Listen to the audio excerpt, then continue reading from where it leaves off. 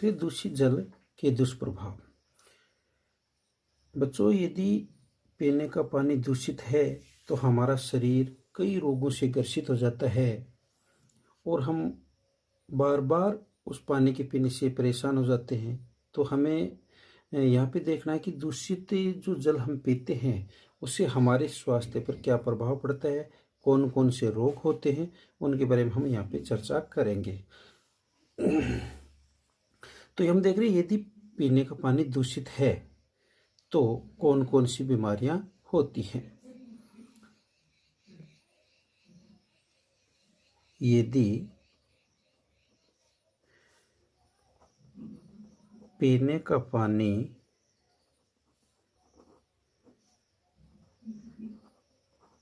दूषित है तो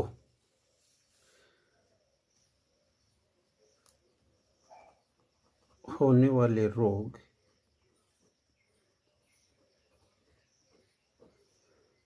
कौन कौन से हैं।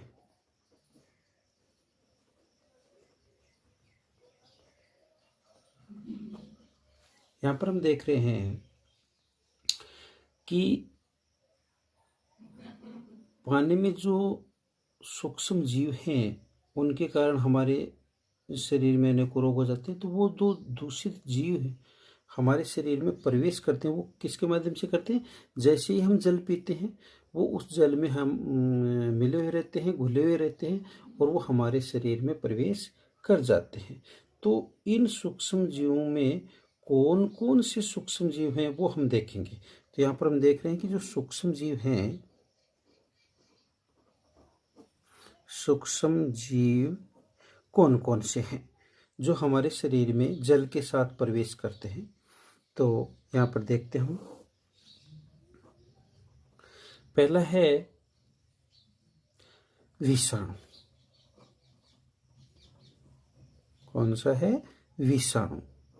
दूसरा कौन सा है? जीवाणु। तीसरा कौन सा है? प्रोटोजोआ।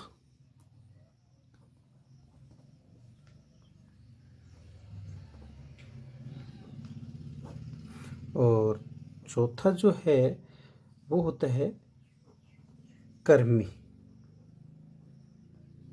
कौन सा होता है? कर्मी।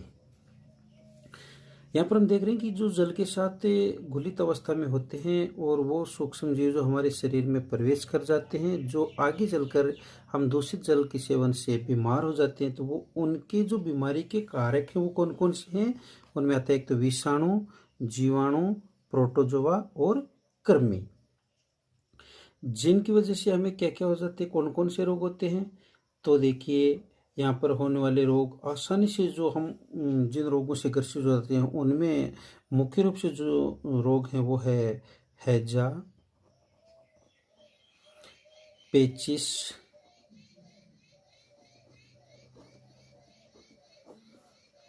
आदि रोग हैं वो आसानी से इस दूषित जल के सेवन से हमें ग्रसित कर लेते हैं। गंदे पानी से कई प्रकार की संक्रामक बीमारियां फैलती हैं। गंदे पानी से वायरल संक्रमण भी हो सकता है। तो यहाँ पर हम देख रहे हैं कि जो वायरल संक्रमण है उससे कौन कौन से रोग होते हैं। तो यहाँ पर हम देखते हैं वायरल संक्रमण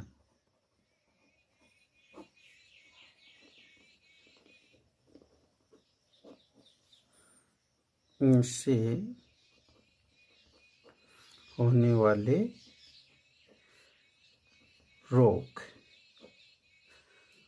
तो वायरल संक्रमण में जो रोग होते हैं वो होता है हेपेटाइटिस। कौन सा होता है? हेपेटाइटिस जो संक्रामक रोग है। फ्लू में जैसे हम देखते हैं स्वाइन फ्लू आता है। कई बार हम देखते हैं छोटे छोटे बच्चों में या बड़े व्यक्ति में सभी में आई फ्लू आता है। तो ये क्या है? एक दूसरे से संपर्क में आने पर रोग फैलते हैं, उनको संक्रामक रोग कहते हैं। हेपेटाइटिस आ गया, फ्लू आ गया, कोलेरा। कौन सा रोग होता है? कोलेरा। कोलेरा के साथ में आता है टाइफाइड।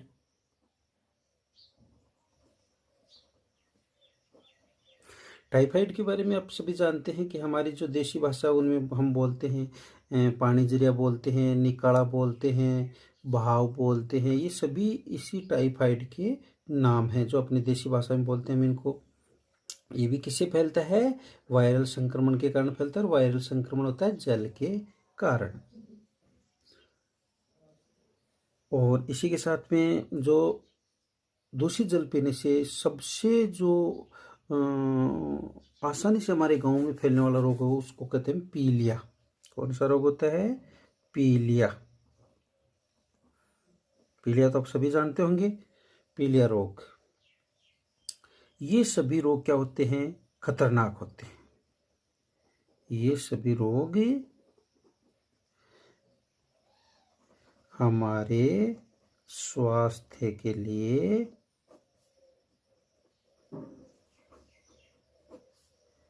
खतरनाक होते हैं। तो हमें ध्यान रखना चाहिए कि हमें जल हमेशा शुद्ध जल का उपयोग ही पीने के रूप में काम में लेना चाहिए, अन्यथा हम इन रोगों से ग्रसित हो जाएंगे और ये रोग धीरे धीरे हमें बहुत ज़्यादा बीमार कर देंगे। और कई बार तो ऐसा होता है कि पीलिया जैसे खतरनाक रोग के कारण मृत्यु भी हो सकती है। अब हम देखते हैं इनके साथ ही जो अन्य जल जनित रोग हैं उनमें है बाला या नारू रोग। आपने अपने बड़े बूढ़ों से सुना होगा कि आज से 30-40 साल पहले राजस्थान के अंदर एक बहुत ही भयंकर महामारी के रूप में रोग हुआ करता था, जिसको हम बोलते हैं बाला या नारू रोग। तो यहाँ पर हम देखते हैं बाला या नारू रोग। ये ऐसा रोग हुआ करता था जो गंदे जल के कारण हमारे शरीर में इनके जीवाणु जो हैं वो प्रवेश कर जाते थे, और ये बहुत ही पीड़ादायक रोग हुआ करता था। इसमें पैर में सूजन आ जाती थी और बहुत ही परेशान करने वाला रोग होता था। तो ये राजस्थान में क्या था, एक गंभीर रोग हुआ करता था। बाला या नारू रोग है इस जो जिसके कारण फैलता है उस रोगजनक का नाम क्या है? ये कई बार परीक्षा में पूछ लिया जाता है कि बाला या नारू रोग के रोगजनक का नाम। रोगजनक का नाम क्या नाम है बाला या नारू रोग के रोगजनक का? तो इसका नाम होता है ड्रेकनकुलस मेंडिनेसिस नामक कृमि। ड्रेकनकुलस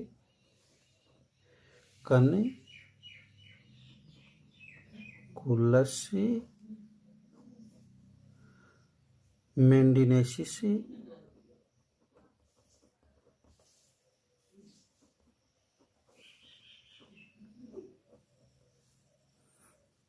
नामक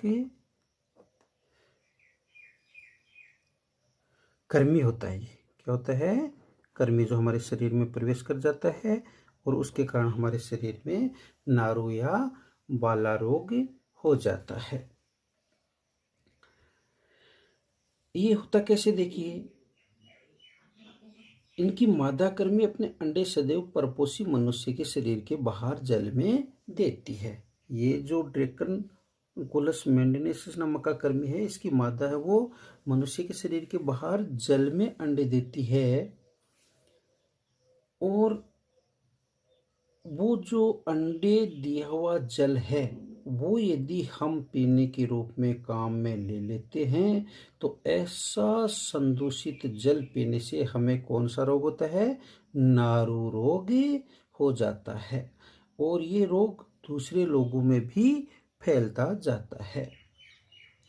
राजस्थान सरकार ने इस नारू उन्मूलन के लिए एक कार्यक्रम प्रारंभ किया था, जिसका रिजल्ट ये हुआ कि आज राजस्थान में नारू रोग को किसी को भी नहीं होता है। सन 2000 के पश्चात राजस्थान में नारू रोग से पीड़ित कोई भी रोगी नहीं मिला, और इसके पुनः उद्भवन को रोकने एवं जल जनित रोगों से बचाव हेतु पानी को छानकर, उबालकर, ठंडा करके पीना चाहिए। तो दूषित जल है उससे हम किस प्रकार से बचाव कर सकते हैं? तो दूषित जल से बचाव किस प्रकार से हम बचाव कर सकते हैं? यहाँ पे हम देख रहे हैं कि दूषित जो जल होता है उससे हम किस प्रकार से बचाव करते हैं, कैसे हम शुद्ध पानी पिए। तो जो दूषित जल है, दूषित जल, इसको हम किस प्रकार से शुद्ध कर सकते हैं? देखिए यहाँ पे दूषित जल को हम छान करके किसके रूप में ले सकते हैं? छान कर उपयोग में ले सकते हैं। पानी को उबाल कर उपयोग में ले सकते हैं।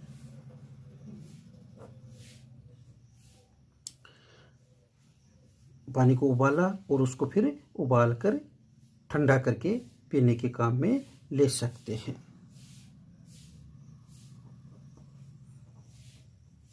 इस प्रकार से हम इन जल जनित रोगों से बच सकते हैं, इनसे हमारा बचाव कर सकते हैं।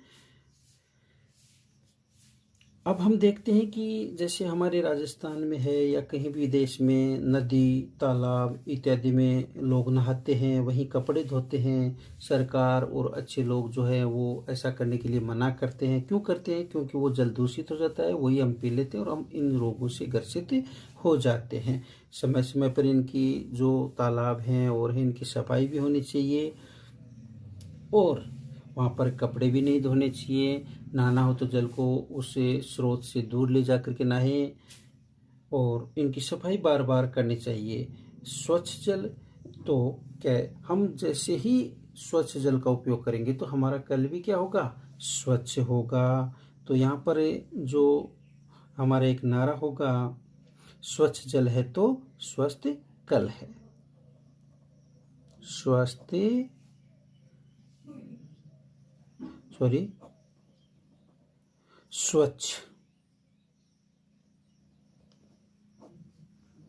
जल